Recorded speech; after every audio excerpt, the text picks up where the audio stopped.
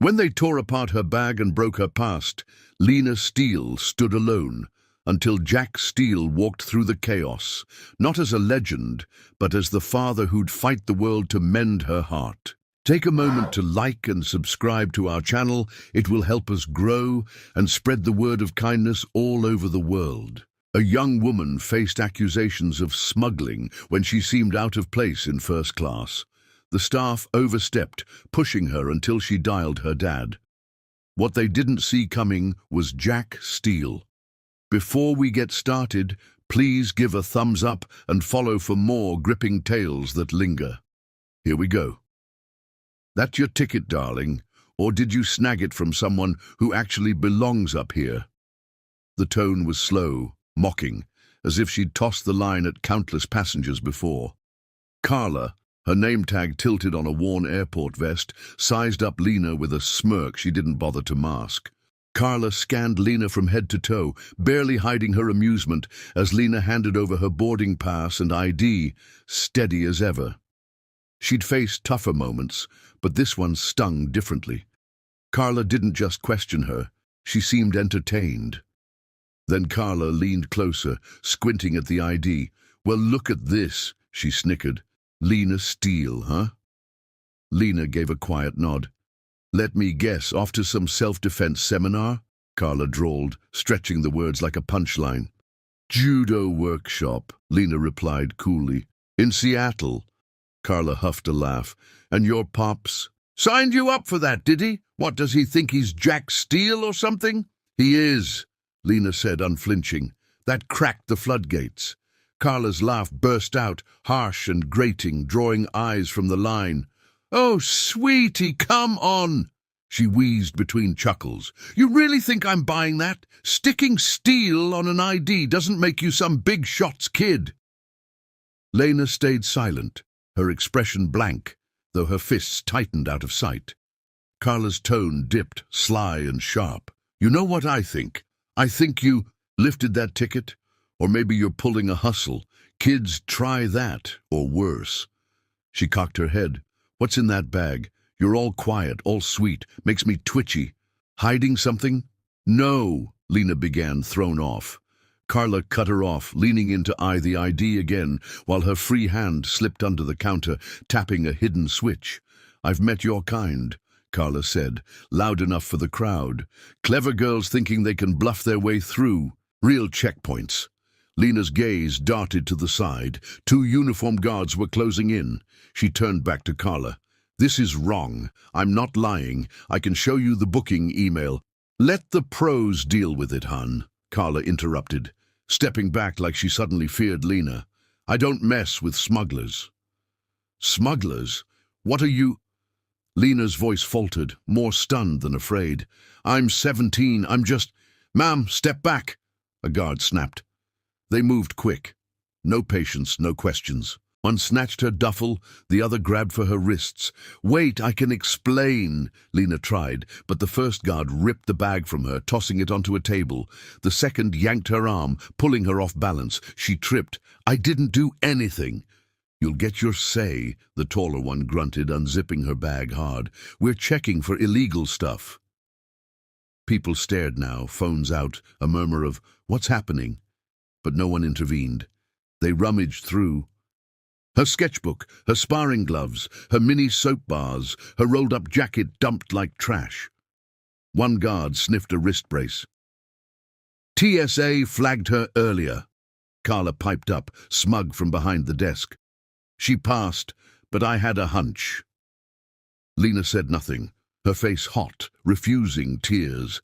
The guard pulled out energy bars and loose coins from a side pocket, then glared at her. "Explain this," he said, holding up a tiny spray bottle. Her muscle relief missed. "It's for aches," Lena murmured, barely audible. "Sports stuff." He shrugged, skeptical. "We'll test it." She met his eyes. "I'm not sneaking anything. I'm not a crook. My dad, he's coming. He'll clear this up." "Sure," the shorter guard scoffed, not looking up.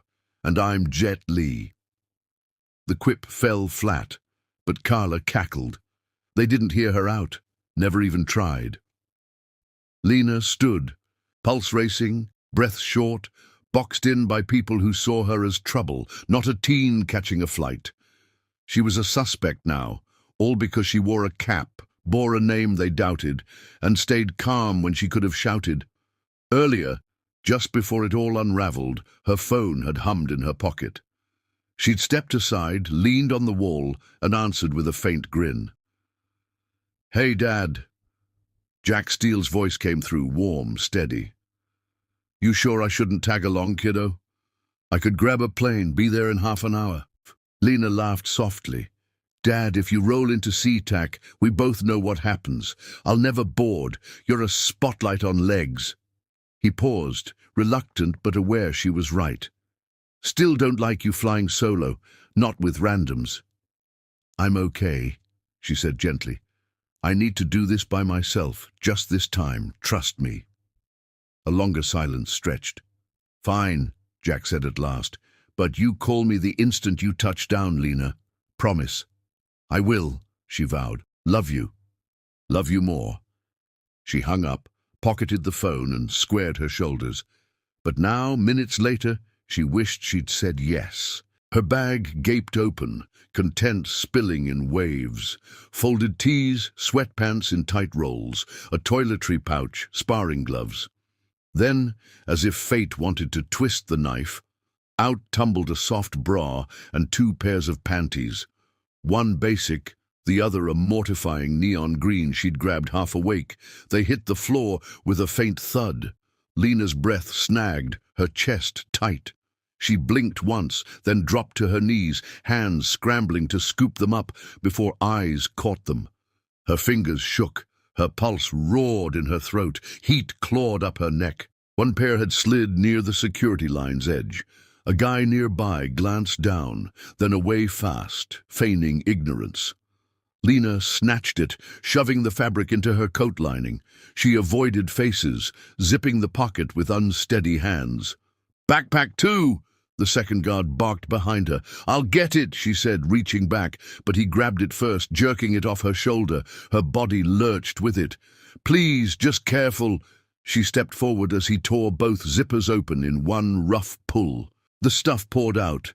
Her journal, a loose pen, wrapped granola bars, and buried deep, a small clay cup she'd packed with extra care. It slid out slow, reluctant, then rolled twice and struck the tile. A faint crack split the air, then it shattered, jagged bits skittering across the floor around her sneakers.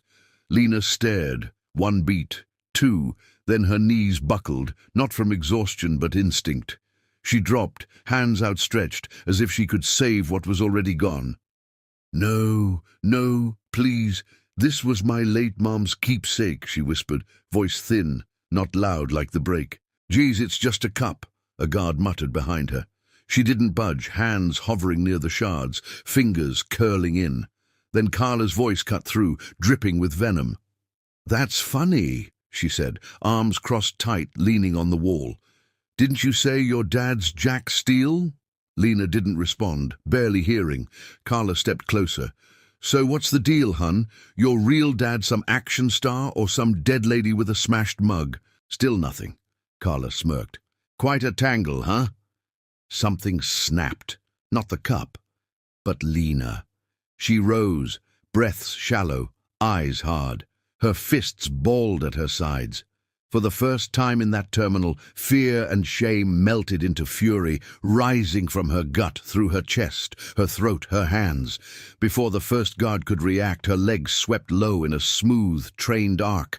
His knees folded. He hit the floor hard.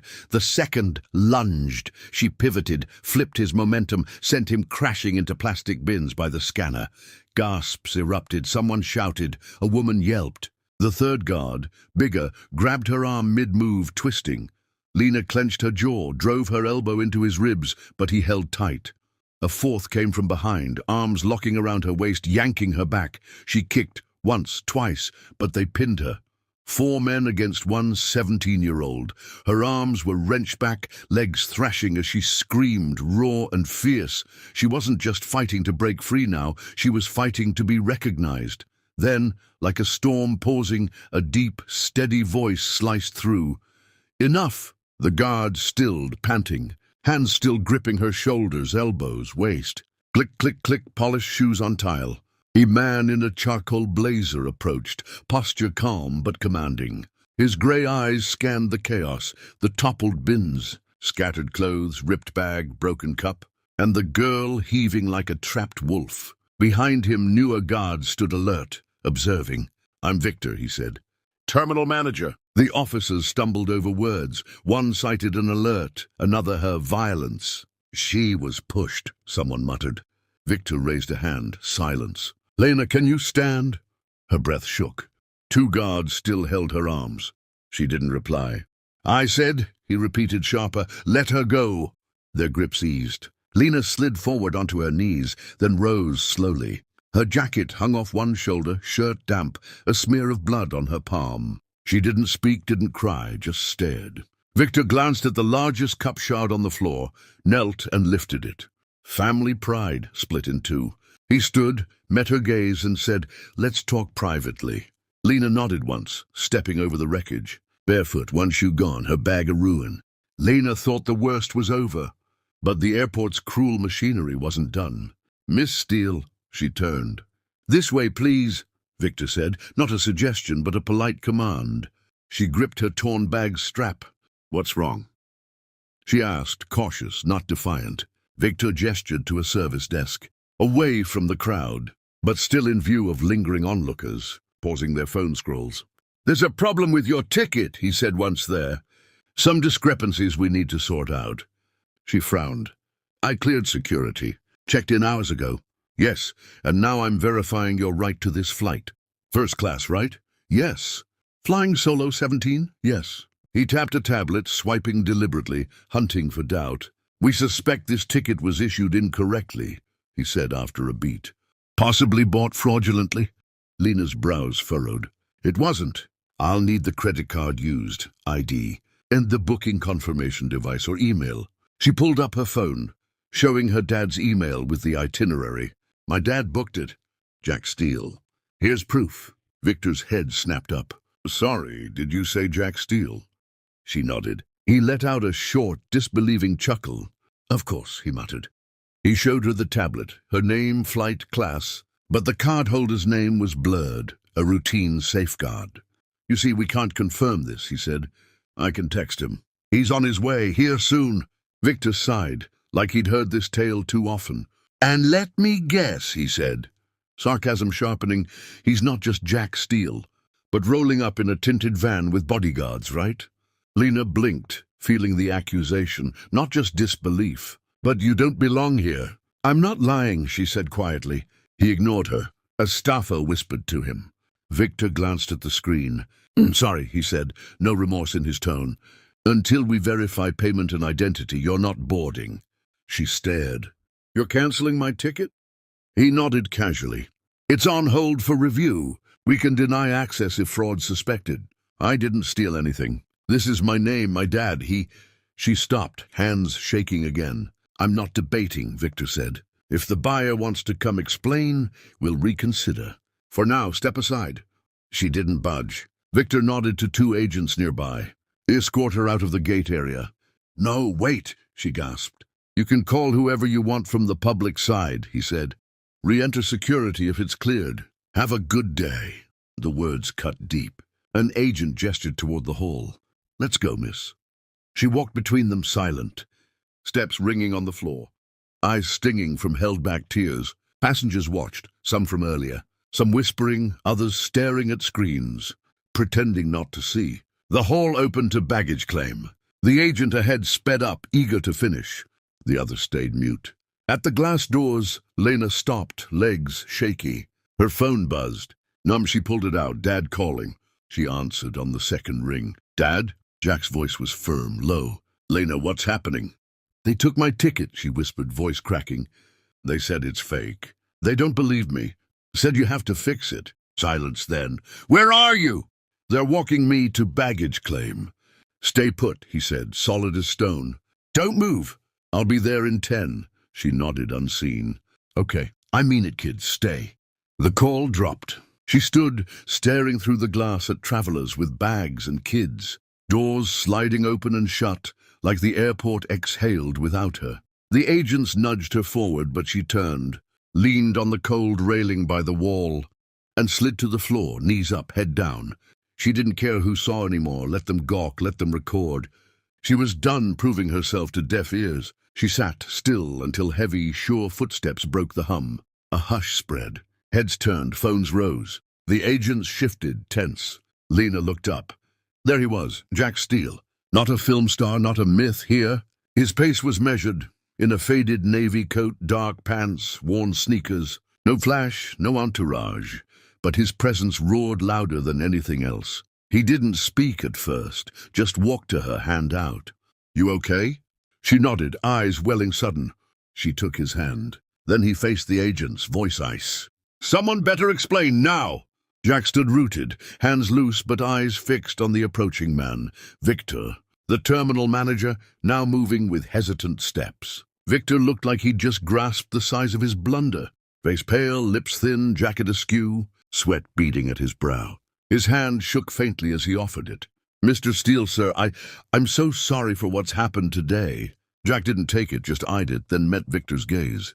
You're the one who yanked her ticket? Victor swallowed hard. Yes, sir. I got a system alert and acted per protocol. But I should have dug deeper. Protocol, Jack echoed, soft but biting. Was shaming a 17-year-old protocol? Victor's voice cracked. No, sir, not at all.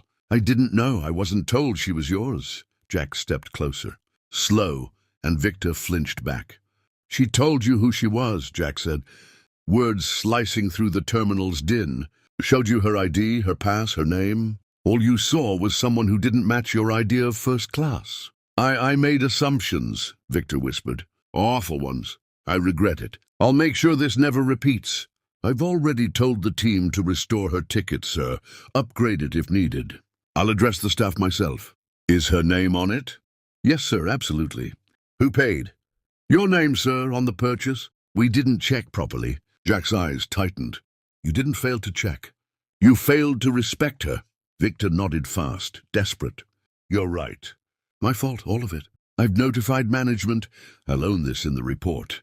Before or after the footage hits online? Jack asked, glancing at the crowd, phones out, filming discreetly. Victor paled more. We'll manage it. Reach out to press if needed.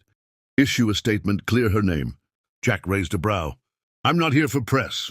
Victor's tone turned pleading. Mr. Steele, please, if there's more we can do, I'm yours. I'll walk her through security myself. Stay at the gate, file reprimands, whatever you want. Jack glanced at Lena, a few feet back, still rattled but watching. The room had hushed some when another man approached. Not tall, not imposing like Jack, but people parted for him. His blazer was modest but neat, shoes clicking steady. His badge read, Tom Carver, Regional Director.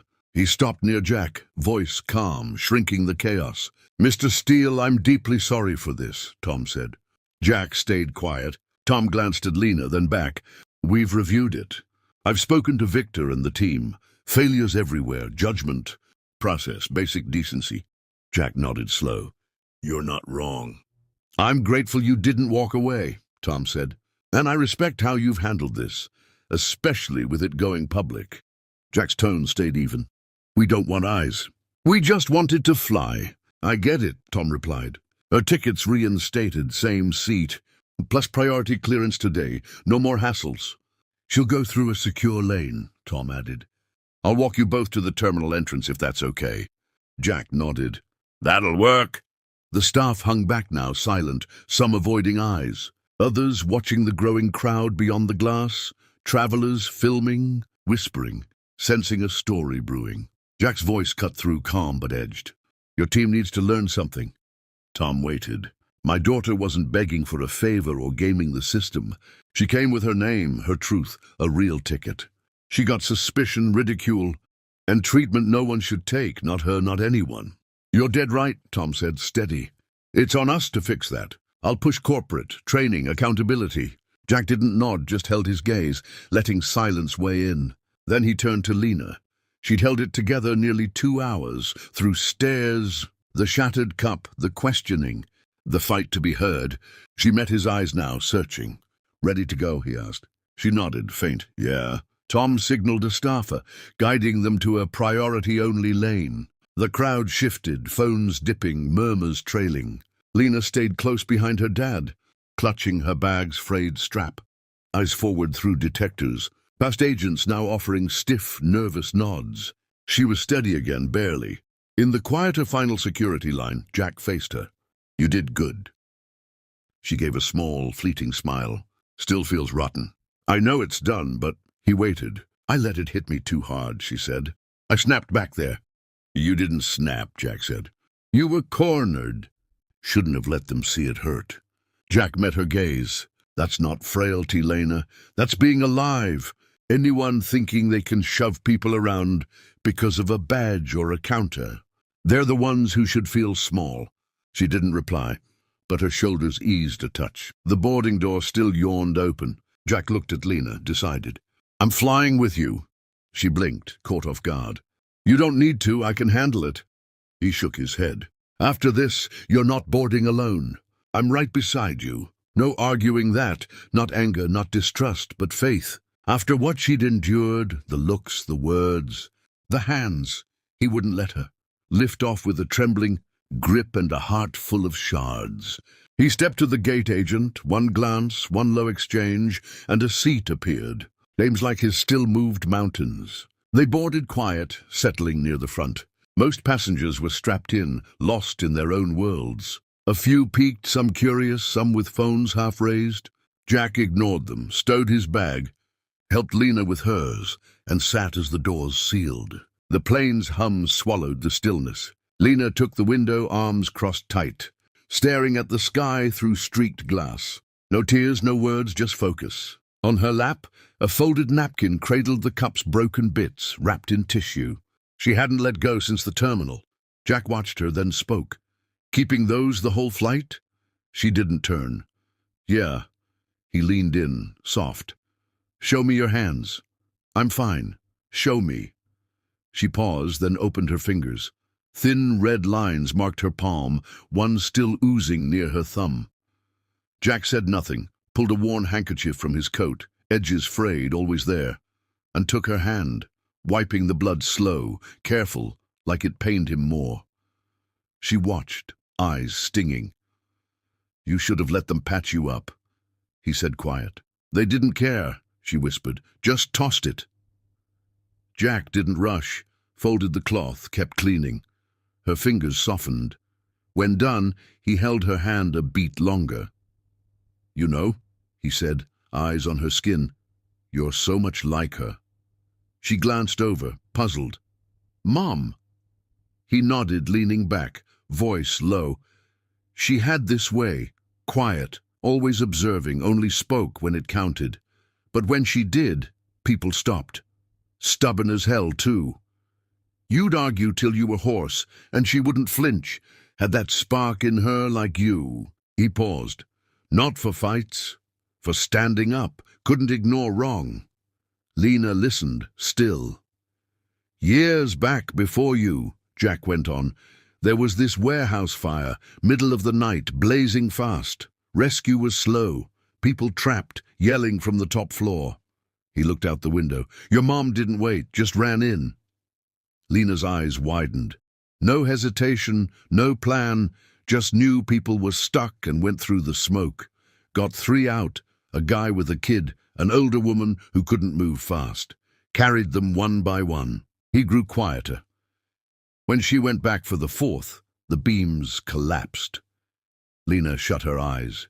Jack nodded, calm but far off. "She didn't make it, but those 3 did. That's who raised you. That's in you." Silence swelled, heavy with memory. Lena looked at the shards in her lap, small, sharp, useless, then at her bandaged hand, then Jack. She didn't speak, just leaned over and hugged him, messy and tight, letting the day's weight fall. Her shoulders trembled, her breath caught. Jack held her, one arm strong around her, one hand on her head, letting her break. When the sobs faded to soft breaths, she murmured, "Thanks for coming, for staying." He kissed her hair, "Not leaving." She pulled back, eyes raw. "Sorry if I caused a mess." Jack met her gaze. "You didn't cause it. You were caught in it, and you held your own. Her smile flickered faint. I know I'm not your real... You are, he cut in firm. Don't say that. You're my daughter. Every way that counts. Her face crumpled. He pulled her close again, chin on her hair. To me, he whispered, you're that kid I first held when your mom trusted me with you. The one who'd dash out barefoot with a water bottle after I trained. The one who faced down that stray mutt at 6 like it was nothing. She laughed through tears. I remember. It just slunk off. He chuckled. You stared it down. She laughed harder, swiping her face with her sleeve. Jack grew serious. You're tough, Lena. Not just for fighting, but for knowing why and not folding when you're right. She nodded. The plane rumbled, engines firing, wheels rolling. Jack glanced at the bundle. Keep the pieces. Broken doesn't mean worthless. Sometimes it's what keeps us grounded. She didn't reply, just took his hand and held on. And there it is, folks. Lena Steele, a girl with more than a name. This one hit me hard. It's not just about airports, security, or famous dads. It's about worth. About being young, judged, carrying something dear, a memory, a legacy, and having it mocked or smashed. Then having someone stand for you, not with noise or force, but with steady, fierce love. Jack Steele didn't arrive with stardom or threats. He came as a dad, a shield, a man who knew strength isn't volume, but resolve. That quiet loyalty, cleaning her cuts, claiming her as his, not by blood, but heart. That's what we need more of. Lena didn't just endure. She stood tall, stepping into her own power, not anyone's shadow. If this stirred you like it did me, drop your thoughts below. I read them all. Like, share, subscribe for more stories that hit home. Till next time, be good, stand firm. And know broken things, like Lena's cup, still hold meaning.